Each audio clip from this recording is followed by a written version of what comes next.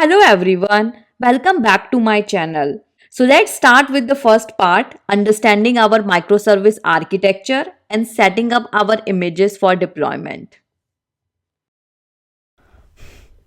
So let's get started by looking at the microservice architecture.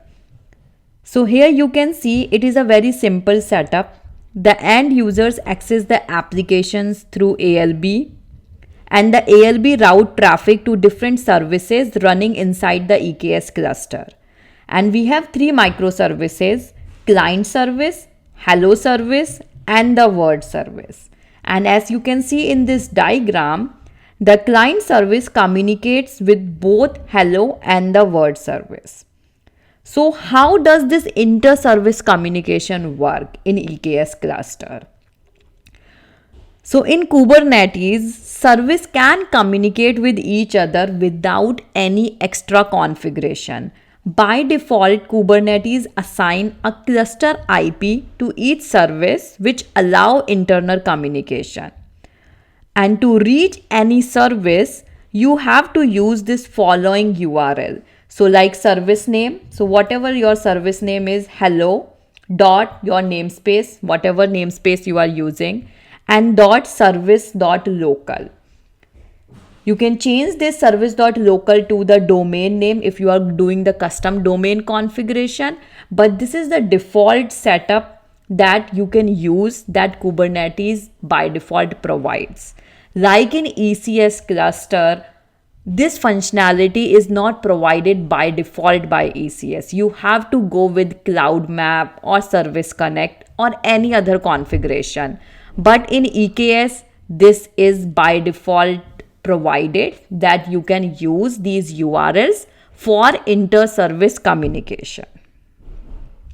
And this keeps our microservices decoupled and scalable. So now that we understand the architecture, let's look at our actual code.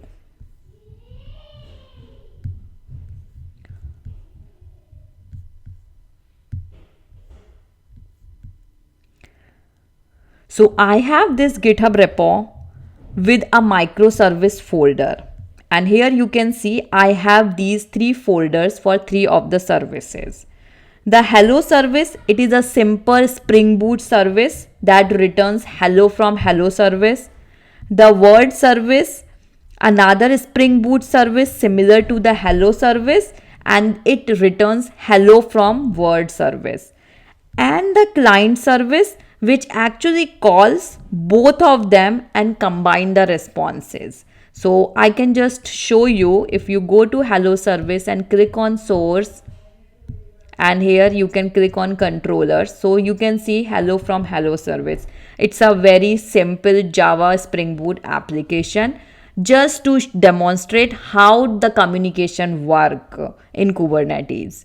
So this is simple hello service, and in the word service, not word, actually the client service, which is different, how it is actually calling. So let's just show that. So now we know that client service needs to call both hello and word service. So we have set up these environment variables for those service URLs and using this in the code like this.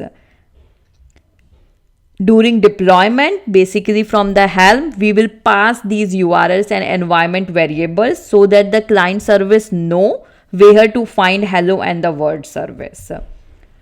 And once you put all these details, default variables, so if I go to the source in the resources, I have created these variables.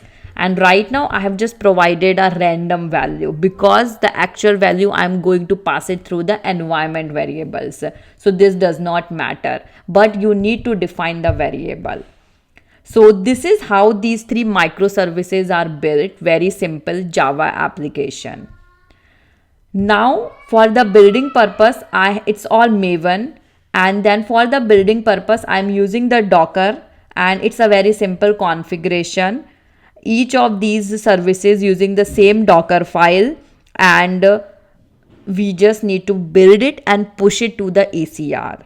So for that, So now like you have your Docker files ready, the next step is you need to build it and push it. So for that, I will be using GitHub Actions. If you are new to GitHub Actions, I have another video on GitHub Actions that you can follow and learn the basics of GitHub Actions. But if you already have a basic understanding, then you can follow this video. So here you can see that I have GitHub workflows and I have created client build, hello build and world build. So again, this is for the demo perspective. So I am creating different YAML files for each of the services. But in practice or with the best practices, you can actually just create one workflow with dynamic variables, which will work for all of your microservices. So let's just open one of them. So here you can see it's a simple first trigger on push and the pull request, and I have also allowed the manual trigger also. So this is the first triggering part and based on the path filter also. And then in the build part, you can see that I'm setting up all this working directory. And then what we need? First, we need to build it using Maven. So for that, we need Java. So here you can see that I'm using the Java action. And then build with Maven. So you are just doing the Maven package.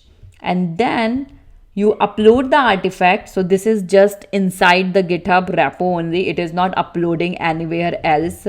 It is just for this step. You are uploading it and then you configure the AWS credentials because we are going to push it to the ECR repository. So you need to configure the AWS credentials.